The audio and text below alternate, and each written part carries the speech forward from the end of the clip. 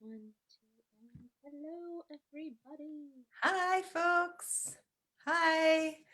Happy collective effervescence, 15 minutes, quarter hour with Studio Pathways. We're delighted to be with you tonight. How are you, Mariah? Hi, Jessa. I'm good, friend. How are you? It's been a great week, strangely enough, given all the things going on in the world. Good. Yeah, how about for you? I have been joyous too. I don't know. I'm just feeling a lot of joy, I think, because I've had a lot of time in nature and I've been learning a lot from friends and peers and loved ones. And yeah, I'm just really staying in a beautiful, focused place right now. Yeah. Beautiful. Well, we thought we would talk tonight with all of you, or maybe the few of you that are with us. Yay. Um, about how we started, why we do what we do tonight, and how we came to be Studio Pathways together and be on this path that we are on doing what we do. Sound good, Marie? That sounds great. I love talking about our origin story and kind of, how things have been evolving as Hmm. well. Awesome.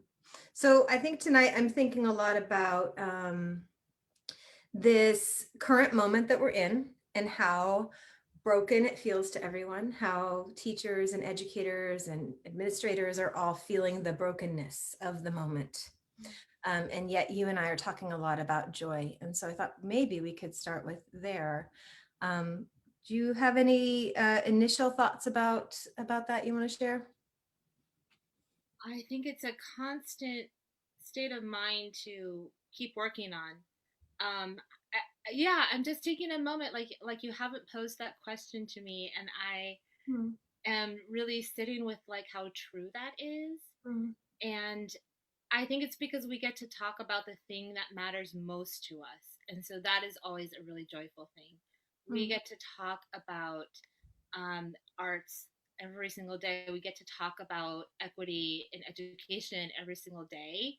And that is so incredibly motivating and powerful. And at the end of the day, I am probably like this, like on the verge of tears because I get to feel our impact every day. And I equate it to being in the classroom and like seeing when, like having that moment when you teach a child how to read and then they're reading and you're just like, this is the most beautiful thing ever. It's that same emotion for Hmm. us every day. So I feel really lucky and that brings me a lot of joy. Hmm. What about Uh, you? Thanks. Oh, I just got brought chickenless nuggets and carrot sticks. Yeah, yum. I have um, some bubbly water with Himalayan salt. That's my little trick for you. Ooh, I like it. That's smart for the electrolytes right now. Um, that was very moving. I think, you know, I think that same thing, I think you and I probably cried a lot of tears when we were in the classroom. I know we have, I know we did. Myself coming as an artist to becoming a teacher, coming to the theater classroom and teaching, and for you, coming as a teacher during the No Child Left Behind era, and coming into your artistry in the classroom with your students. And I think we both saw how harmful the systems that we were a part of, and then therefore kind of guilty for perpetuating inside of, was feeling to us. So the fact that we're with people who are ready to change that all the time these days is really hopeful. Feels really different. Yeah. Exactly. Yeah. Because there's such an openness right now in people's hearts and minds because the world is so drastically different. Hmm. And so people, I think, or at least the teachers that we're working with right now, have just been so open to saying yes and saying, what else can I do right now to support my students and being able to have an offering that is so supportive to the social emotional growth of our children, our students, our young people, to be able to like introduce certainly my passion for the visual and performing arts and your passion for the performing arts and the visual arts. Um, I lean towards the contemporary visual arts, but being able to share that and like how to muck around, how to engage with, talk to, collaborate with a contemporary artist and their art for learning, that I think that that is my own ongoing process for how I make meaning in the world all the time. Hmm. Even before I understood the role of the arts in education, I was doing that. And So so, how did you make the leap into thinking that artistry had anything to do with good teaching? how did I make that leap? Um, well, I have this very clear memory that I write about in one of my articles of teaching canned curriculum, sex and math, if y'all remember that. Teaching sex and math, which was so scripted. And I remember I had coaches that would come in and watch me read the script to see how well I was delivering the script. Did you have that? Mm-mm. Oh my gosh. The principal would come in. So I would be evaluated on how well I would read that script, right? And get my kids to whatever, meet the outcomes. But it was so boring. So I remember using those little tiny plastic bears, and the goal was to teach them how to count by 20. And we had to line up 20 bears one at a time to get to 20. And by the time I got to like the fifth bear, I just looked at them and I was like, this is not fun. And they were like, this is not fun. They're like rolling on the floor. And I was like, just throw your bears away. I literally like had them just like toss their bears aside, and I was like, we're gonna sing right now for math, and we're gonna make learning fun and happy. And they were like, yay, Miss Landers. And I think that's really when I just said, I cannot do this anymore. It is too painful for me, Yep. and it's definitely painful for them. Yeah. Like, not okay. So Yeah. I mean, I think that's what we're seeing all the time is like teachers like, okay, the bears are all thrown away, right? We're all we're all in a moment where the bears are thrown away. And if we try to hang on to the bears, we're just, the kids aren't even showing up, right? So all of our teachers are wanting to serve their students better, but also this time is so hard on all of us educators. Like we all need a way to do it that is going to feel like that. Like you made this gesture of like this very liberatory gesture of like, yeah, wee, it's fun, it's light, it's joyous. yeah, And I think like, people can't sometimes have the leap of faith that they can feel that way and educate their students. But the truth is, right, that that is the way you feel when you are able to be in curiosity and learning and wonderment. yes, That's what's going to keep somebody a lifelong learner. Yeah. yes. Yeah. Yes. Um, Gosh, what do you want me to lean into there? Because that is such a good point. I think that there's so much heaviness when we think about our students and their lives and like what they're dealing with. And, we're always behind the scenes with all of our students and their families. Um, and, and there's enough to deal with like on the bureaucratic side that in the classroom time, that should just be total, utter joy and love.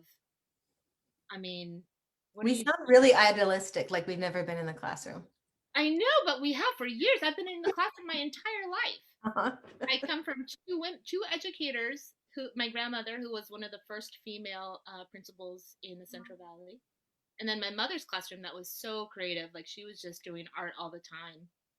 So I grew up in that space of walking into a classroom and knowing that it was all about the art around me and Mm. being able to engage in art practice. That's So so fun. Yeah. yeah, go ahead. What? Yeah, go ahead. Oh, I was just resonating since my mother's was an art teacher. And Mm-hmm. so ceramics, which was totally a mess and chaos, but it was all about this really precise technique at the same time. So Mm-hmm. seeing the joy of that kind of space that's like a great mess, but also with purpose. Mm-hmm. Yeah. Well, why? I guess it does sound idealistic, but I think there's also a desire to illuminate what is actually really possible in the field of education. Mhm. Um, there's a lot that we need to disrupt, interrupt, break apart Yeah. because they are barriers to our liberation. They are barriers to the access that we have. And so creating a space where learning is about your connection with students and that love-centered, joyful place of Yeah. why not? Yeah. I've noticed a lot of teachers or educators we're working with are, are able to see how broken this moment is, but it's taking sometimes, especially for, white-bodied educators who haven't necessarily firsthand experienced oppression, it takes sometimes a moment to see that the system has always been purposefully broken, Mhm. and that the systemic inequity has stretched out, right? I think more and more educators are coming from that kind of a social justice lens right now and know that and see that. And that's really inspiring as well. In places I would assume, again, the Central Valley, where both of us are from, educators are seeing all of that really clearly finally and ready to do something about it, because what else is there to do right now? Yeah. Go ahead. Go ahead. What does it make you think of? It just makes me think of the folks that we get to engage with, and how, again, how beautiful it is to see all of their work, and also, I mean, to be real, like, to hear their stories of pain and suffering right now is very, it's hard, it's the truth, but Mm-hmm. it's like, how do we alleviate that? Like, what are the things we can let go of, right? Make it lighter. Um, and what are the things that we can introduce that will support that lightness? Mm-hmm. What does it make you think of? It makes me think of how the artist observes, right? So artists experience and observe the pain of the world. They both, both what's happened to them, but also there's a part of being an artist, kind of like a scientist, that's like, let me take a step back and observe what's happening around me Yeah. and make meaning of it in a really particular way. And so I think when we're asking teachers to take this big leap and call themselves artists, which is the first thing that we're always doing, and they say, what, unless they're an art teacher. And even when they're an art teacher, they're like, I'm not, Yeah. I'm yeah, uh, that getting into that space of being an artist and sitting somewhat outside all of the systems and structures of society, and actually kind of being a bit of an outsider in order to create a different kind of space in that system, right? To step into it from an observer's lens and do it with your students, and together figure out how you're going to navigate something different and new. Nina said she's coming at 6. Okay. It's 6:14. Okay. Thanks. Yeah, learning at home. Learning happens everywhere. We've got 2 minutes left. Okay. What else do you want to share with folks tonight about all of this? What do we want to share? I think I just want to share with everyone right now how incredible they are in this moment, and how to, I don't know. I